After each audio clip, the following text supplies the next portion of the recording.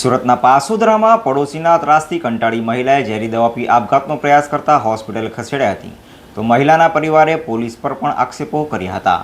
સુરતમાં કેટલાક લોકોના ત્રાસથી કંટાળી લોકો આપઘાત કરતા હોવાના અનેક કિસ્સાઓ સામે આવી ચૂક્યા છે, ત્યારે સુરતના પાસોદરા ખાતેની ઘટના સામે આવી છે। સુરતના પાસોદરા ખાતે આવેલ ઓમ ટાઉનશીપમાં રહેતી એક મહિલાએ પાડોશીના ત્રાસથી કંટાળી વિડીયો બનાવી ઝેરી દવા ગટગટાવી લેતા તેણીને તાત્કાલિક સારવાર માટે હોસ્પિટલે ખસેડાઈ હતી। તો આપઘાતનો પ્રયાસ કરનાર મહિલાને પાડોશી નિલેશ પરમાર દ્વારા ગાળો આપી ટોર્ચર કરાતું હોવાથી અગાઉ 6 જાન્યુઆરી 2024 લસકાણા પોલીસ મથકે જઈ રજૂઆત કરી હોવા છતાં પોલીસે ગુનો નોંધ્યો ન હતો અને ફરી 24 ફેબ્રુઆરીએ પણ ફરિયાદ કરવા ગઈ હોવા છતાં પણ ફરિયાદ ન લેતા મહિલાએ પાડોશીથી કંટાળી આખરે ઝેરી દવા પી આપઘાતનો પ્રયાસ કર્યો હોવાનું પરિવારે આક્ષેપ કર્યો છે। તો હાલ મહિલાએ આપઘાતનો પ્રયાસ કરતા જ પોલીસ કાફલો દોડી ગયો હતો અને આ તપાસ હાથ ધરી છે। આજ મારી સહનશક્તિની હદ પૂરી થઈ ગઈ છે।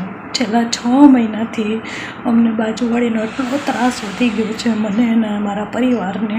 હવે હું સાવ કંટાળી ગઈ છું, સાવ કંટાળી ગઈ છું।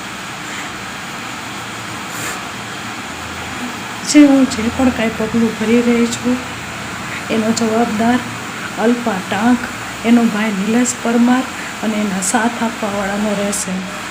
કાલ સવારે મને કે મારા પરિવારને કાંઈ પણ થયું તો એનો જવાબદાર અલ્પા ટાંક, નિલેશ પરમાર અને એના સાથ આપવાવાળાનો રહેશે। ત્યારે પાડોશી દ્વારા અપાતા ત્રાસથી કંટાળી મહિલાએ આપઘાતનો પ્રયાસ કર્યો હોવાનો આક્ષેપ કરાયો હોય, જેને લઈને હાલ આ મામલે પોલીસ દ્વારા તટસ્થ તપાસ કરાય તે જરૂરી બન્યું છે।